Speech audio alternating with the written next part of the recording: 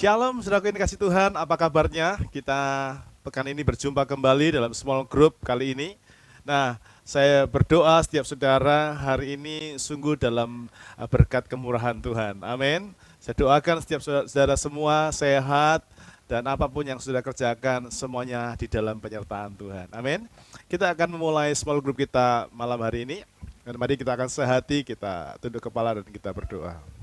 Bapak, kami datang kepadamu, kami bersyukur buat kesempatan yang luar biasa Engkau berikan buat kami. Untuk malam hari ini kami boleh tergabung dalam small group ini. Kiranya sebentar materi small group yang akan kami dengarkan bersama-sama akan menjadi dasar kehidupan yang meneguhkan kami. Kami boleh hidup sesuai dengan isi hati Tuhan, dan kemanapun kami pergi, kami boleh menyelesaikan apa menjadi kehendak Tuhan bagi kami. Hamba berdoa kiranya pewahyuan yang baru turun dan dinyatakan di tengah-tengah kami, sehingga setiap kami dimulai dari tempat di mana hamba ini berada, sampai ke tempat di mana setiap kami boleh mendengarkan pesan video ini, kami semua akan dibakar dengan api yang sama, yaitu api kegerakan daripada Roh Kudus, supaya kami hidup untuk menyelesaikan pekerjaan Tuhan yang dipercayakan kepada kami. Terima kasih Tuhan, kami mengucap syukur di dalam nama Tuhan Yesus Kristus. Haleluya. Amin. Saudaraku yang dikasih Tuhan, small group kita malam hari ini akan mengambil sebuah tema, yaitu hidup yang digerakkan oleh Eleos. Saudaraku, tanpa kita sadari, ada satu bagian dari perintah Tuhan yang nyaris terabaikan oleh banyak orang percaya, banyak oleh kita. Ya, perintah yang mana yang terabaikan? Mari kita akan memulai dengan membaca super ayat small group kita yang terambil dari Matius pasal yang ke-9 ayat yang ke-13. Matius 9 ayat yang ke-13 kita akan baca bersama-sama. 2, 3. Jadi pergilah dan pelajarilah arti firman ini. Yang ku kehendaki ialah belas kasihan dan bukan persembahan. Karena aku datang bukan untuk memanggil orang benar, melainkan orang berdosa. Saudara, mungkin kita sudah sering kali membaca ayat ini, tapi jujur, kebanyakan orang ketika dia membaca ayat ini, dia lewati begitu saja. Tetapi malam hari ini ada sesuatu yang Tuhan taruh di hati saya untuk kita share bersama-sama malam hari ini, bahwa di sini ada dua perintah yang Tuhan sampaikan melalui Matius pasal yang ke-9 ayat yang ke-13. Di sini firman Tuhan berkata, pergilah dan pelajarilah. Ada dua kata perintah di sini, yaitu yang pertama dipakai kata pergilah.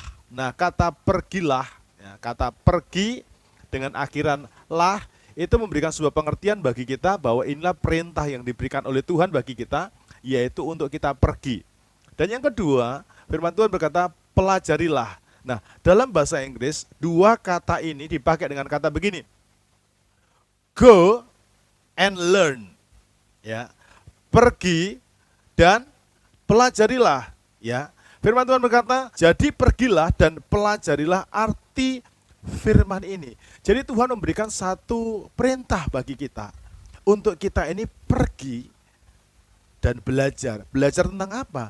Belajar tentang firman Tuhan yang ada di dalam Matius pasal 9 ayat yang ke-13. Di sini ada perintah yang dikatakan go and learn. Nah, kata go itu artinya begini, saudaraku ya.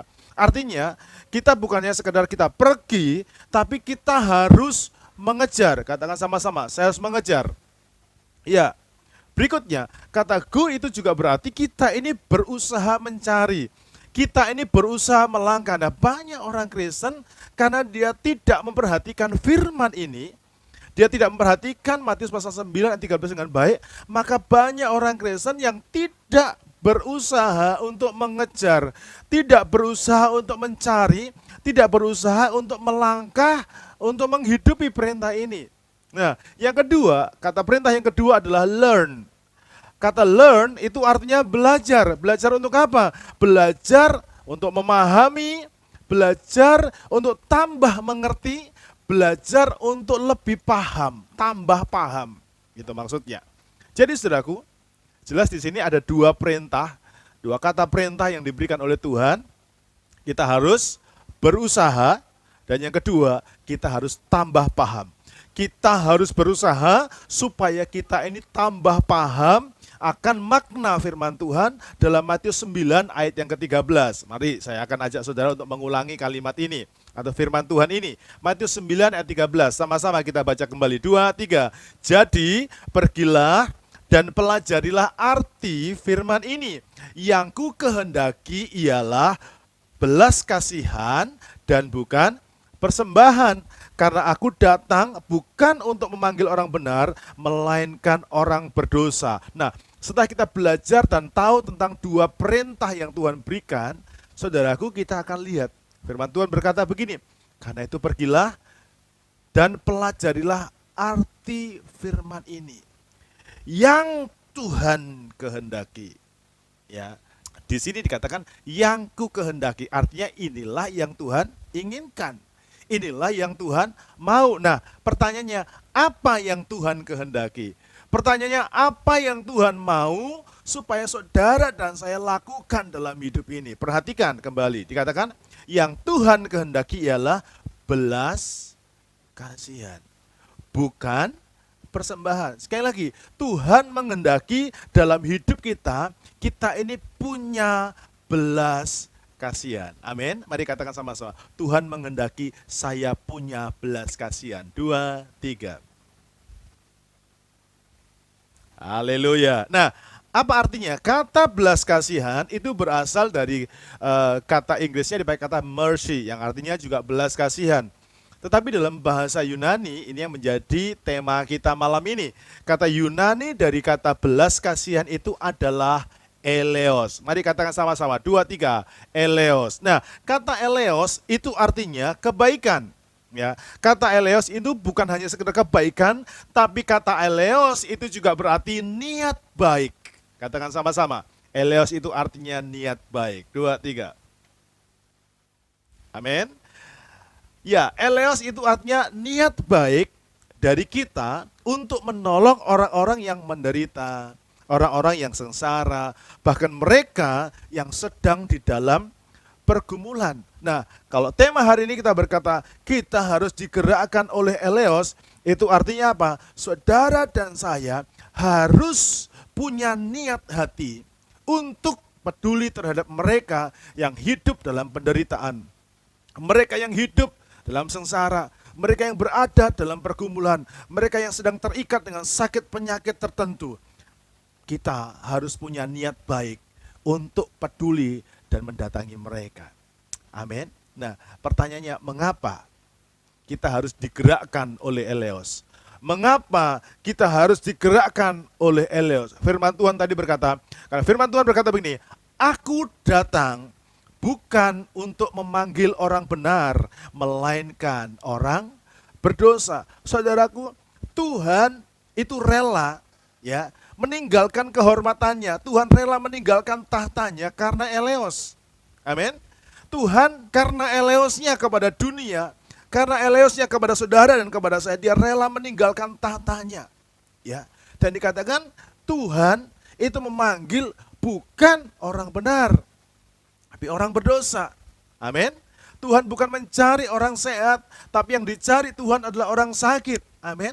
Tapi sayang seringkali dalam pelayanan ada banyak orang yang sudah mulai beralih misinya.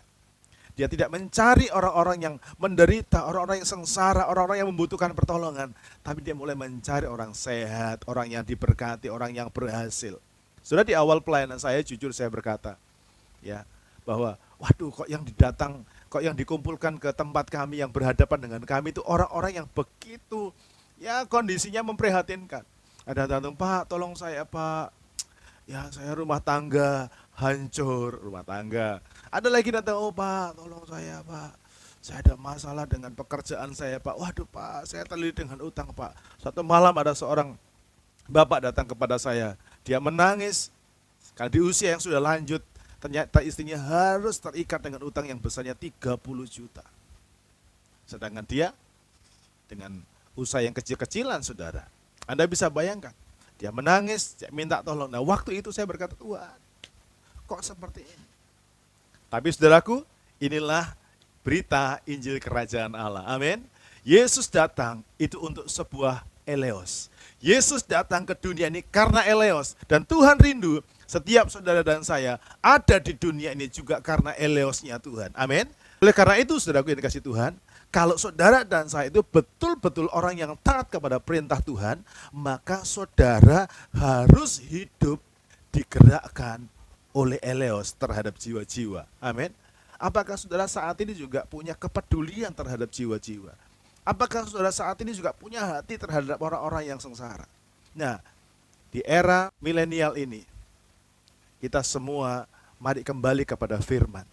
Sebab firman Tuhan juga berkata, ya, akan datang masa yang sukar. Orang mulai mencintai dirinya sendiri dan mulai menjadi hamba uang. Seringkali karena keadaan kita lalu kehilangan misi. Tapi kiranya malam hari ini pesan firman Tuhan ini boleh membangkitkan kembali iman pengharapan saudara. Bahwa kita dipanggil adalah untuk punya eleos. Amin. Kita harus punya eleos. Kita harus digerakkan oleh eleos. Amin. Eleos terhadap apa? Terhadap jiwa-jiwa. Terhadap orang-orang yang saat ini sedang dalam pergumulan. Nah, saya akan merujuk kepada goal kita. Apa wujud dari orang yang digerakkan oleh eleos? Yang pertama, orang yang digerakkan oleh eleos adalah orang yang mencenderungkan hatinya untuk berbuat baik supaya orang lain diselamatkan. Saya ulangi, orang yang digerakkan oleh eleos adalah orang yang mencenderungkan hatinya untuk berbuat baik supaya orang lain diselamatkan. Nah, amin. Ini hatinya Tuhan. Tuhan rindu setiap saudara dan saya itu punya eleos. Buktinya apa? Wujudnya apa? Ayo, anak Tuhan harus suka berbuat baik. Amin. Hamba Tuhan harus suka berbuat baik. Amin. Nah, perbuatan baik itu selalu ditandai dengan memberi. Ya, jadilah orang yang suka memberi. Kenapa kita suka berbuat baik? Tujuannya sederhana, supaya banyak orang bisa dimenangkan, diselamatkan bagi Tuhan. Amin. Kalau Anda punya eleos, Anda akan gemar berbuat baik.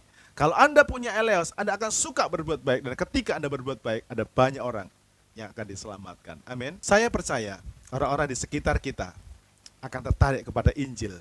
Karena di dalam hidup saudara ada eleos. Engkau berbuat baik karena eleos, karena belas kasihan. Sekarang yang kedua, apa wujud dari orang yang digerakkan oleh eleos? Orang yang digerakkan oleh eleos adalah orang yang mencenderungkan hatinya untuk berdoa bagi mereka yang sakit, yang dalam pergumulan, supaya bisa disembuhkan dan dipulihkan. Amin. Orang yang digerakkan oleh eleos adalah orang yang mencenderungkan hatinya untuk berdoa bagi mereka yang sakit, yang dalam pergumulan, supaya bisa disembuhkan dan dipulihkan. Amin. Saudaraku, periksa. Apakah saudara sudah mulai suka berdoa untuk mereka yang sakit? Ataukah saudara masih suka berdoa untuk dirimu sendiri? Hari-hari ini ada banyak orang yang membutuhkan doa saudara. Amin. Doa saya, ya, melalui pelajaran ini, engkau mulai cari orang-orang sakit. Engkau mulai berdoa bagi orang-orang sakit. Mungkin dimulai dari rumah saudara, namun selanjutnya Anda harus datangi mereka. Anda mesti berdoa bagi mereka. Dan saudaraku, orang yang sakit itu kadang-kadang nggak butuh uang saudara. Ya. Orang yang sakit itu kadang-kadang nggak membutuhkan pemberian saudara. Tapi orang yang sakit itu membutuhkan doa saudara. Amin. Karena doa orang benar itu besar kuasanya. Amin. Kalau Anda suka berdoa, Anda mendatangi mereka yang sakit, Anda mendatangi mereka yang dalam pergumulan, dan engkau berdoa bagi mereka, doamu itu menyembuhkan mereka. Doamu itu melepaskan mereka. Amin. Doamu itu akan membuat mereka bisa menang atas setiap pergumulan. Doa saya mulai hari ini, minta sama Tuhan, beri eleos dan mulai pergi. Cari mereka yang sakit dan dalam pergumulan. Dan yang ketiga, apa wujud dari orang yang digerakkan oleh eleos? Orang yang digerakkan oleh eleos adalah orang yang mencenderungkan hatinya ingin berkunjung kepada teman yang dalam kesulitan, supaya mereka bisa dilepaskan dari pergumulan. Nah, bagian berikutnya ini, setelah doa, kita harus berkunjung. Amin. Kalau engkau punya eleos, engkau suka mengunjungi mereka. Saudaraku, Di sekitar kita ada banyak orang. Dia membutuhkan engkau hadir dan mendengarkan apa yang dia katakan. Ya, dalam perjalanan pelayanan saya sering bertemu dengan orang-orang. Ya, saya nggak bisa bawa banyak hal. Kadang yang kami bawa hanya biskuit 1 kotak. Saya pergi ke rumah seseorang.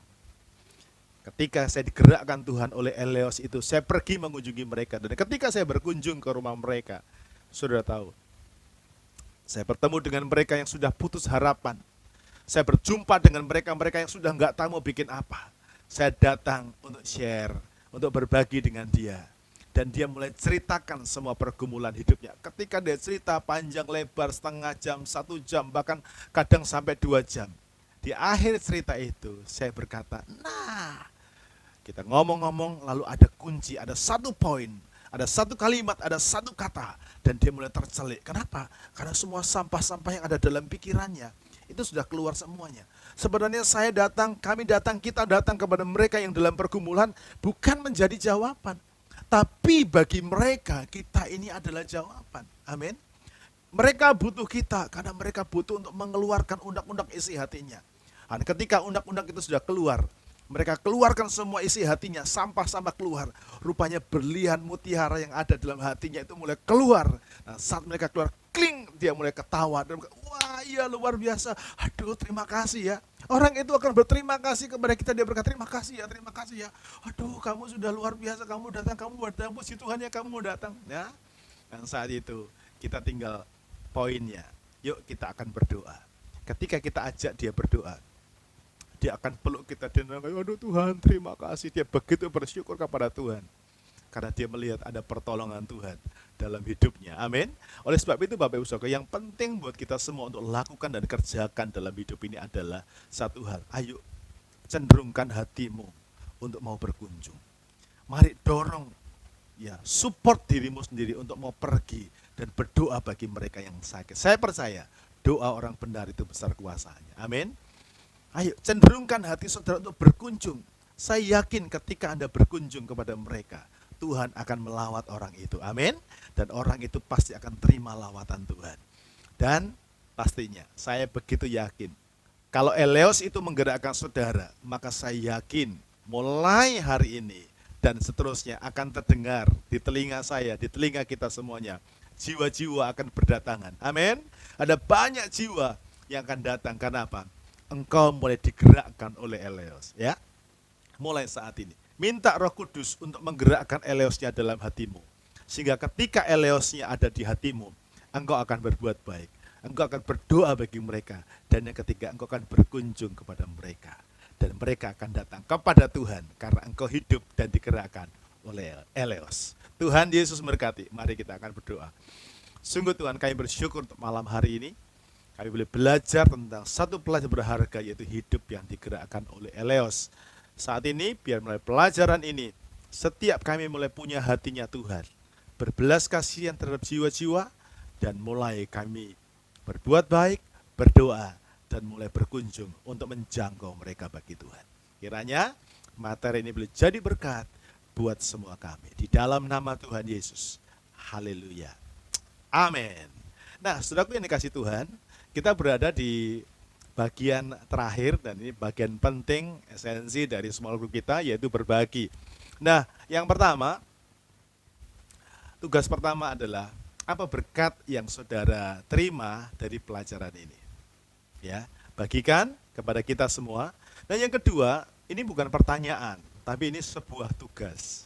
Untuk minggu depan kita akan sharekan. Nah, yang kedua ini adalah, mari kita mulai hari ini, kita berdoa untuk 2 orang, berbuat baik untuk 2 orang, dan yang ketiga, Anda kunjungi mereka. Saya beri kesempatan saudara untuk berdoa minimal untuk 2 orang. Berdoa bagi mereka, berbuat baik untuk 2 orang, dan mulai kunjungi mereka. Sekali lagi saya ulangi, yang kedua, Anda berdoa untuk 2 orang, berbuat baik untuk 2 orang, dan yang ketiga, Anda kunjungi mereka. Nah, kesaksian saudara akan Anda bagikan di minggu depan. Saya akan tunggu Kiranya ini boleh menjadi satu dorongan yang kuat bagi kita semua, hidup kita digerakkan oleh Eleos. Tuhan Yesus memberkati dan Shalom.